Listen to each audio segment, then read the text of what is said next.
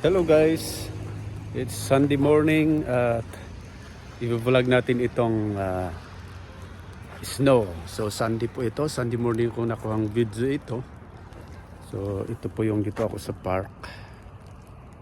Paano na ba yung front camera nito? Ayan. So nag-start na yung snow. Pero madaling matunaw, parang ulan na snow. Tapos hinintay natin yung sunrise. Yan guys,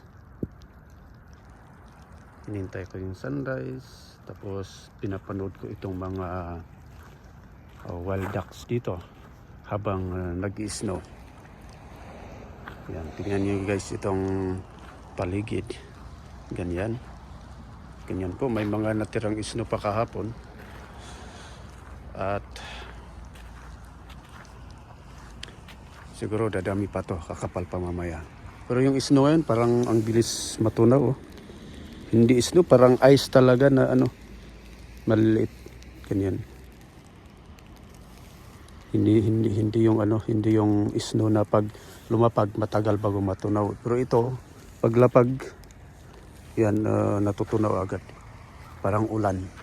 Ganito pala dito sa Nova Scotia, iba yung snow sa Ontario. Iba rin dito.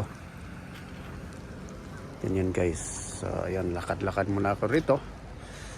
I-enjoy ko yung magandang view. Hindi naman masyadong malamig ngayon. Negative 2 lang. Ayan guys, sinihintay natin yan na liliwanag.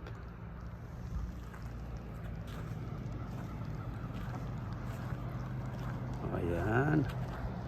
Ito yung matangkad na dito. Mataas na building dito.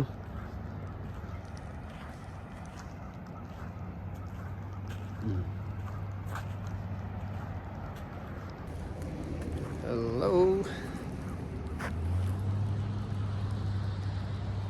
Maganda talaga pag yung paglabas ng araw, yun yung nakakamangha na tanawin. Ganyan. Tapos ito, pag summer, pwede rin mag-kayak dito. O kaya inflatable boat, pwede rin. Kasi ang nito, ang luwang nito. Mula dito, yun yung end niya. Papunta doon sa kabila, iikot pa yan dito sa bundok. Papunta doon. Ang luwang. And guys, thank you for watching and thank you for supporting my journey here in Canada.